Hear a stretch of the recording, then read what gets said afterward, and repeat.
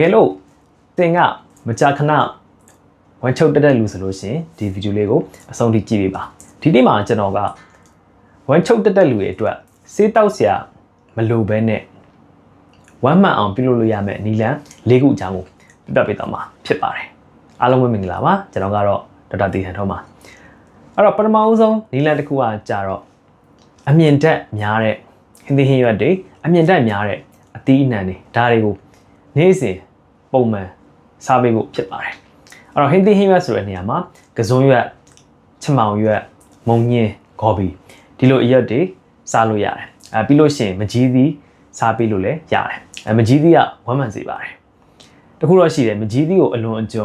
စားလို့ရှိရင်တော့ဝမ်းကိုသွားစေတယ်ဒါကိုတော့သတိထားဖို့လိုအပ်ပါတယ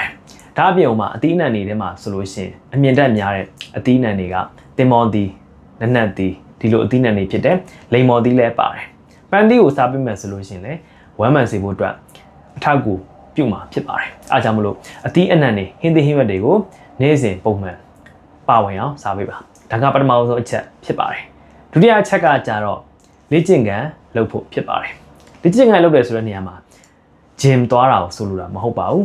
တကယ်လို့ကိုကဂျင်သွားပြီးတော့ပုံမှန်လုပ်နိုင်ရင်တော့အကောင်းဆုံးဖြစ်ပါတယ်အဲ့တော့လေ့ကျင့်ခန်းဆိုတဲ့နေရာမှာအဓိကကိုလက်လှုပ်ရှားပုံမှန်ပြုလုပ်နေဖို့ဖြစ်ပါတယ်ဂျင်မသွားဘဲနဲ့ကိုယ့်ရဲ့အိမ်မှာပဲလမ်းလျှောက်တာဖြစ်ဖြစ်ကိုယ့်ရဲ့အိမ်ပေါ်မှာလမ်းလျှောက်တာဖြစ်ဖြစ်ခြံထဲမှာလမ်းလျှောက်တာဖြစ်ဖြစ်ဒါမျိုးတွေပြုလုပ်လို့ရပါတယ်အဓိကထိုင်နေရတာထိုင်နေတဲ့ပုံစံမဟုတ်ဘဲနဲ့လှုပ်လှုပ်ရှားရှားနေရမှာဖြစ်ပါတယ်ကိုကအထိုင်များတဲ့လူဆိုလို့ရှိရင်ဝမ်းချုပ်တာကိုအားပေးပါတယ်တကယ်လို့လှုပ်လှုပ်ရှားရှားနေမှဆိုလို့ရှိရင်တော့ဦးရဲ့ကျန်းမာရေးကိုကောင်းမွန်စေပြီးတော့ဦးလေးလှုပ်ရှားဖို့အတွက်ကိုအထောက်အကူပြုပြီးတော့ဝမ်းမှန်စေမှာဖြစ်ပါတယ်ဒါကတော့ဒုတိယချက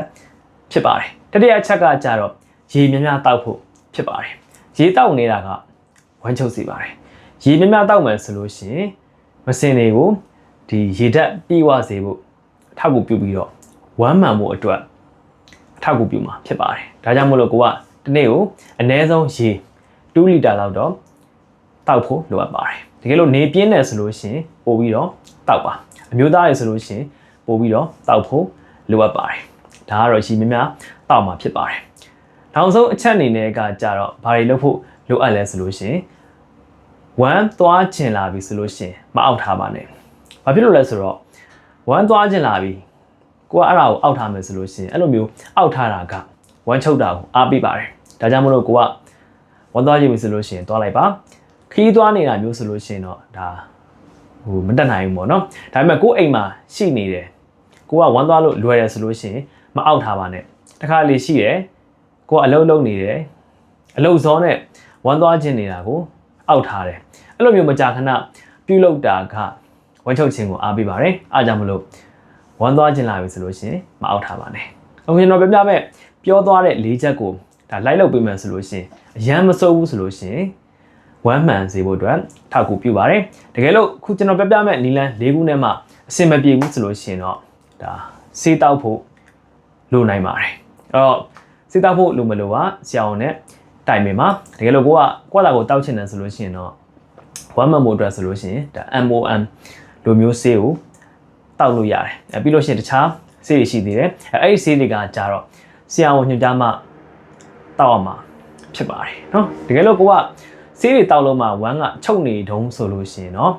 ဆရာဝန်နဲ့တေချာတိုင်ပင်ဖို့လိုအပ်ပါပဲအဲ့တော့ကိုဝမ်းမသွားတာကဝမ်းချုပ်နေတာကယောဂတစ်ခုခုကြောင့်များဖြစ်နေမလား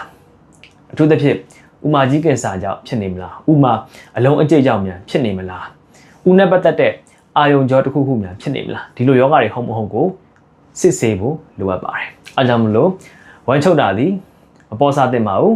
းခုကျွန်တော်ပြောသားလို့ဆိုပြီးတော့အစိုးရိမ်လို့ကြလဲမလိုပါဘူးဒါပေမဲ့တော်တော်ကြာဖြစ်နေပြီဝမ်းချုပ်တာကမကြာခဏဖြစ်တယ်တစ်ခါဖြစ်လို့ရှိရင်လည်း9ရက်လောက်ထိကြာတယ်တခြားသောလက္ခဏာတွေဖြစ်တဲ့လူကပိန်သွားတာဗိုက်ကြီးဖောင်းလာတာမကြာခဏဖျားတာအစားတောက်ပြတ်တာဒီလိုမျိုးလက္ခဏာတွေဖြစ်လာပြီဒါအပြင်မှာဝမ်းသွားတဲ့အခါမှာ